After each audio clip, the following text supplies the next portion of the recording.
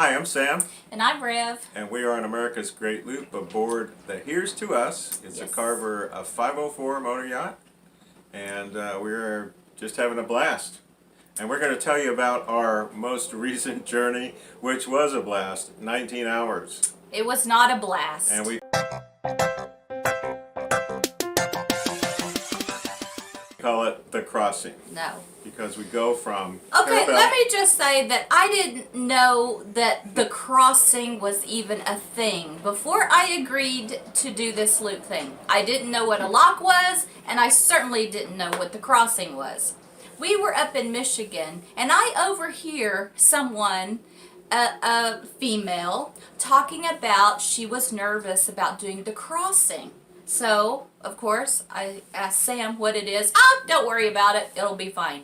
And it was fine. Anyway, it's about 180 miles, and the challenge is, well, getting from Carrabelle, Florida to Tarpon Springs. So, that's how I learned about it. I overheard somebody talking about it. Right. So there's a number of ways you can do the crossing, depending on your boat's capabilities, the weather window, and a lot of other factors. So as a number of boats gathered in Carrabelle, which is where we're staging from, there was a series of meetings. And so I joined, one of the meetings was at 5:30 the day before the weather window. And it was a gaggle of people there with different types of boats, lengths of boats, speeds, different destinations, and it was very, very difficult to get a handle on it. But it was good conversation to understand the challenges that different types of boats had. So we came away from that meeting thinking there is a weather window, but unfortunately it's going to be at night. So we started planning for that. Went back the next day at 1 o'clock for a meeting, and the departure time was going to be at 4:30 p.m. So we got a handle on what we were going to do, and we kind of had skidding it down, not officially into smaller groups, but unofficially as the meeting after the meeting, different boats would get together. So we had one or two boats that we were going to travel with, and we did that. Right. And I have to say, I was getting excited about it because, I mean, we were stuck doing it. We were going to have to go at night because that's when the weather window was. So I went to the grocery store. I bought snacks. It was, I treated it as if we were going to have a slumber party. You know, I bought chips and cookies and all this stuff. And it's like, it's going to be fun. It'll be a big slumber party. I probably will even make something, you know, in the kitchen while we're underway. Got a lot of time. I was going to work on videos and that kind of thing. So in preparation, Sam was able to take a nap. I could not sleep. I was just too high-strung about the whole thing. Yeah, I had a good hour and a half nap, got up, and I was pumped up, ready to go. And I'll tell you a little bit later about the actual plan, why we decided to go at night. That's a whole nother story. All right, so we took off from the marina there, the moorings at Carrabelle, and went down back the same way we came.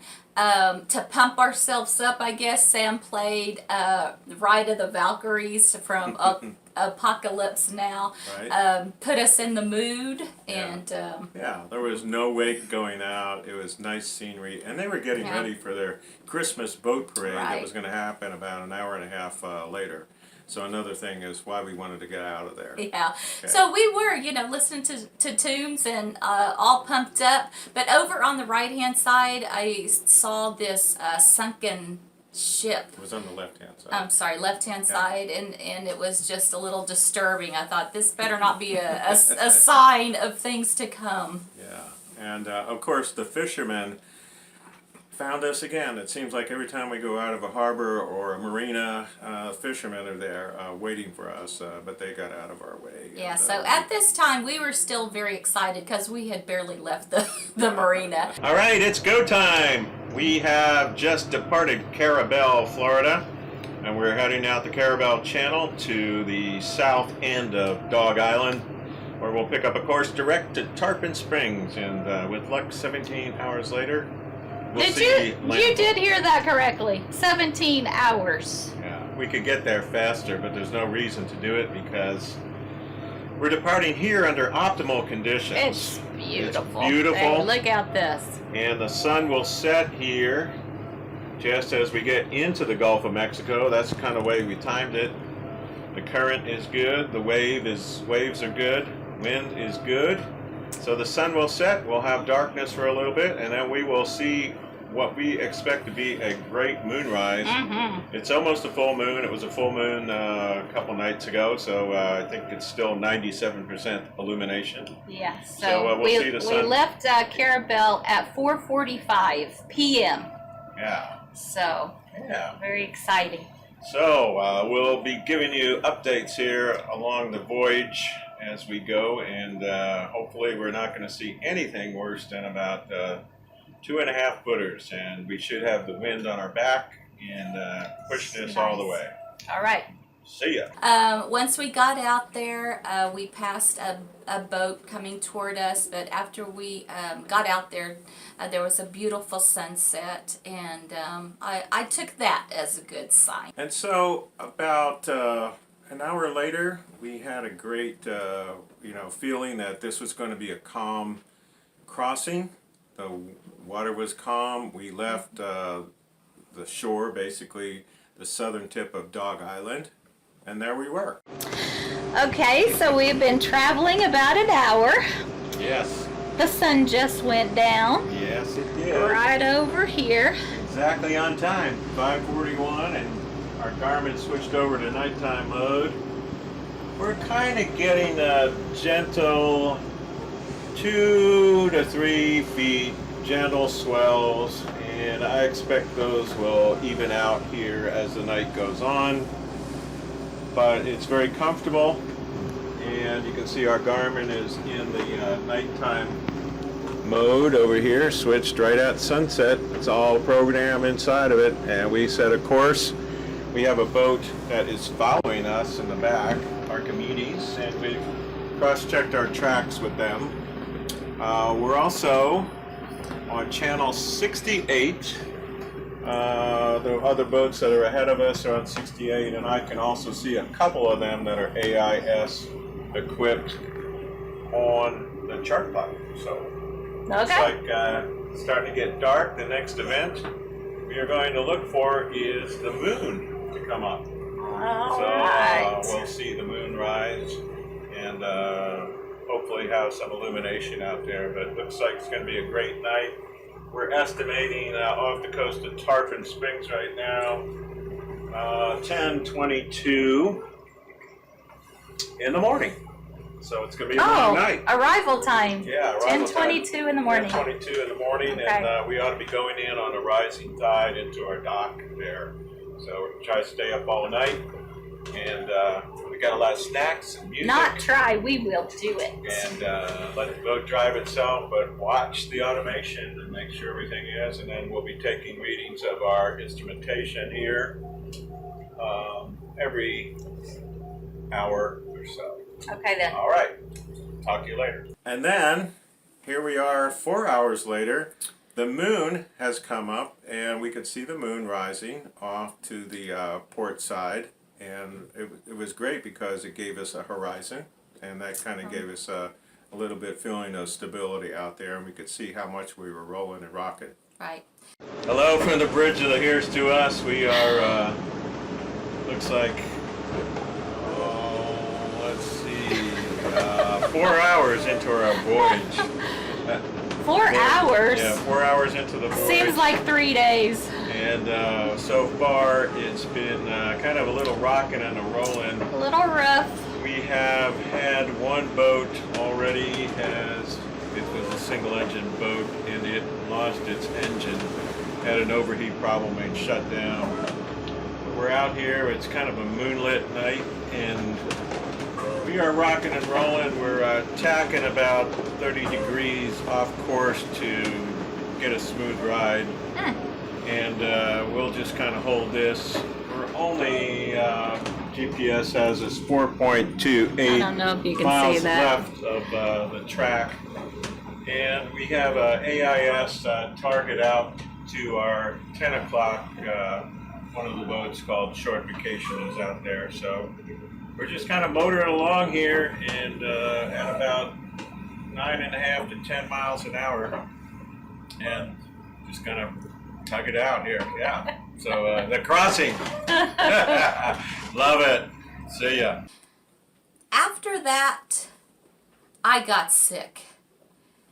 We were up, we were down, it was all over the place. And all those grandiose plans of having fun and having snacks, I could not even think about Did eating you have anything. your shoes on? Sometimes. I Yeah. had them on half the time. And some people say, hey, when you start to get seasick, maybe you should take your shoes off. So I your don't feet- get seasick. That's why it was, I was just, But- it was nuts. Anyway, so then 12 hours later, yes, 12 hours later, 4:45 in the morning, this is us. Hey there, it's 4:30 in the morning. Yeah. We have been underway almost 12 hours. Feels like just a couple hours ago we left. No, it does not. So why don't you tell them about our experience so far? It's been a long, bouncy, bumpy, now pretty okay journey. It's just so long. Yeah, it's smoothing out, and our navigation challenge right now is to stay in the deep water until we get first light, which ought to be in about 2 hours and 25 minutes from now. So we are watching that because our next threat is the crab pots. So I we're- do not know how you've stayed alert and awake and on it all these 12 hours. Anyway, I do we not are know. leading our small pack. I think about 10 boats left today, and we are a pack of 3. I've got Archimedes behind me and Short Vacation, and we're collaborating on the route. We're leading the pack, as I said, and there's a couple boats out there. Every once in a while we can hear them. Can you see that over there? Is it too dim? That's all right. It's So good enough. we have a Garmin chart plotter running, and we have 2 phones running the avionics backup. We have a nearly full moon out there, so we can see the horizon, although you won't be able to see it now because of the light for the camera. So we're running okay, and in about 65 feet of water, and also staying about 35 miles offshore. So once we get first light, we'll be in a good position to turn into shore and dodge the crab pots. That's about all we have for now. Later. All right, see ya. All right, so you may ask why we have done this at night, and I'm going to give you the explanation, kind of a Blair Witch. And there's type also a reason why I'm not in this next video, because I had no strength left. I could barely hold the camera up for Sam to talk. And of course, I was on adrenaline, just loving it. All right, so some of you might ask, why are we doing this at night? It's a great question. Well, here's the issue, is you have to arrive so that you can see the crab pots. So, let's say that here's to us capable of 20 knots. However, it's 180 miles, so do the math. That's 9 hours. Well, there's only 10.5 hours a day. But here's the other issue was, there wasn't 9 hours of good weather and wave conditions to do it in. So we had this small window, particularly in the winter months, that we can get across. And the window started at, well, it started at, I guess, 3 o'clock, 4 o'clock in the afternoon. So we're committed to running at night, and we're not going to run 20 miles an hour at night. Because even if we did, we would get there at dark. So we are running at 9 miles an hour timing it to get there so that we'll be able to see the crab pots. And also another consideration is we want to go into Tarpon Springs on a rising tide. So we had to factor that into. So it's driven by a weather window, it's driven by seeing the crab pots, and another factor is the tides. So that's why we're doing this at night. And then finally, the sunrise. Yes, we could see the sun starting to come up, and there was that glow in the east, and we knew the sun was going to come up. Hope. And we had stayed out at about 65 to 75 feet of water, hoping that we're going to be far enough offshore. We knew that we were 30 to 40 miles offshore and 65 feet of water, that there were no crab pots there. Yeah, So and now we're waiting. I think that's the time I slept for about 30 minutes. Yeah. Yeah. So now we're waiting as we get closer to shore for the sunrise, and the sun did come up, and we started to see our very first crab pots. Yeah. And it's 14 hours into the journey. So I sat at the front. I had some binoculars, but I was really just looking on looking around. And sure enough, we saw crab pot after And you know, crab pot after crab pot. They are not painted like a bright orange where you can see No. them. They're kind of like They a blend dingy into the type water. thing. They blend into the water. And so we had the sun kind of like the exact heading we needed to go. There's where the sun was. In our face. So we're doing these 15-degree off this way so we could actually see the crab pots. And we dodged and dodged and dodged. Yeah. Probably 3 Now hours. the crab pots in this area are all in a line. So when you see one, look to the left or the right of it and see the other ones. And really, it was about 3 hours of dodging crab pots. It was With maybe little breaks, and then we and thought that it was gonna- adrenaline too, Yeah. just because we didn't want to Yeah. crash into anything. Salt water was starting to hit from the waves up on the front, and we were, using the windshield wipers for that. And finally, we thought, oh, we're in 15 feet of water. Yeah, no more crab pots. Yeah, no more crab pots. Wrong. What self-respecting crab would be in 15 feet of water? But No, they were. There was. So finally, we hit the channel and we saw no more crab pots. But we did see a lot of Sunday morning traffic. So the people that live in Florida in this area, it's Sunday and it was a nice sunny day, and they were out in full force. Yeah, and we got into the dock and got tied up, and I think we crashed once we got. Oh, yeah. Yeah, we definitely took.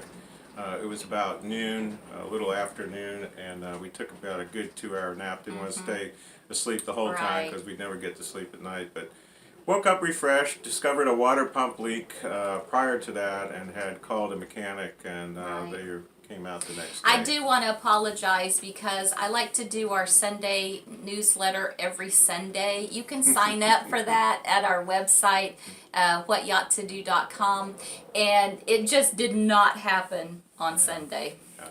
And it really took us about a day to recover, maybe 2 days.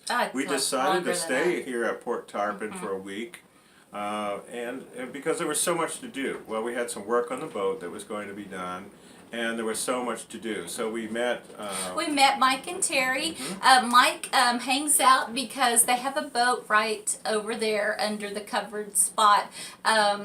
We met him at the restaurant, and he took us to Walmart in his truck. How awesome was that? Yeah. We got to get supplies, and that was Went to fantastic. dinner with them. Oh, and went to they dinner are, with They're with planning to him do and the loop Terry. in a Right. couple of years. Right. So I had a great chat with them, and We also did. Oh, our the harbor harbor host, host, yeah. Uh-huh. Gene and Jerry came out to say hi.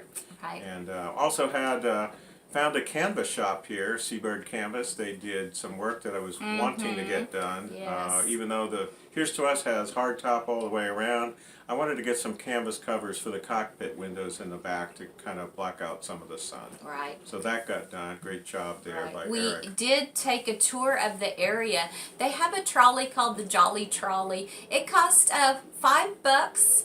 If you're under 65, it's $2.50. If you're over 65, and you get to use it all day long.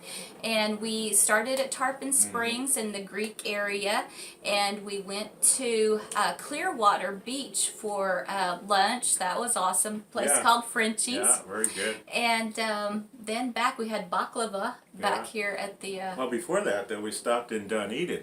So if you're on the loop and you think, gosh, there's Tarpon Springs, there's Dunedin, there's Right. Clearwater Beach, you can stop at one and pick up the Jolly Trolley and hit all three of them and Yeah. see some great things. Really. Dunedin is a really neat It was a little town. fantastic day Yeah. seeing the little towns around here. So all in all, we're ready to get back and resume our journey. Oh, don't forget about the sponge. The sponge area. Yeah, the sponge docks. There's on a Tarpon sponge Springs. museum. Yeah, We sponge saw a museum. little movie. Really, and you can see the sponge boats there, and it's quite the operation. A little film on. I never understood, how sponges Yeah, work. me But either. little film Now guy we know. explains it really neat. Yeah. So anyway, we didn't buy any sponges, so We should we have. felt pressured into buying them, but didn't.